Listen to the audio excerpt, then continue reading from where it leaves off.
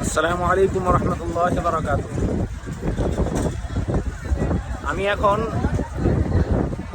Howrah berries অর্থাৎ রবীন্দ্র সেতু দিয়ে হাঁটছি। আপনাদেরকে একটু দৃশ্যটা দেখাই এবং অবাক কর কিছু দৃশ্য দেখাচ্ছি আমি। আচ্ছা, আপনারা বলেন দেখি যে হাওড়া ব্যারিজ কি কখনো আপনারা এরকম খালি অবস্থায় দেখেছেন, যে কোনো রকমের যানবাহন চলছে না এবং শুধুমাত্র মানুষ হাঁটাচলা করছে এবং ফটো ভিডিও শ্যুট হচ্ছে, রিল শ্যুট হচ্ছে, কেউ ব্লগ বানাচ্ছে যেমন আমি। কোনো রকমের গাড়ি চলছে না, শুধুমাত্র মানুষজন চলাফেরা করছে এবং ফটোশ্যুট করছে।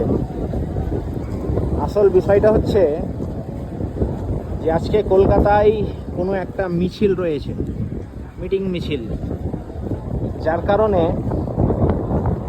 সকাল 10টা থেকে বৈকাল 5টা পর্যন্ত পুরো কলকাতার যানবাহন বন্ধ। আমিও বাধ্য হয়ে হাওড়া থেকে হাওড়া ব্যারিজের ওপর দিয়ে ওই পারে যাচ্ছি। জানি না ওই পারে গিয়ে কোনো গাড়ি পাবো কিনা। আসলে আমি যাব এয়ারপোর্টের দিকে, তো দেখি ওই পারে গিয়ে কোনো গাড়ি বা বাস পাওয়া যায় কিনা। দেখেন পুরো ব্যারিজ ফাঁকা, কোনো গাড়ি চলছে না, শুধুমাত্র মানুষজন হাঁটাচলা করছে, একদম ফাঁকা।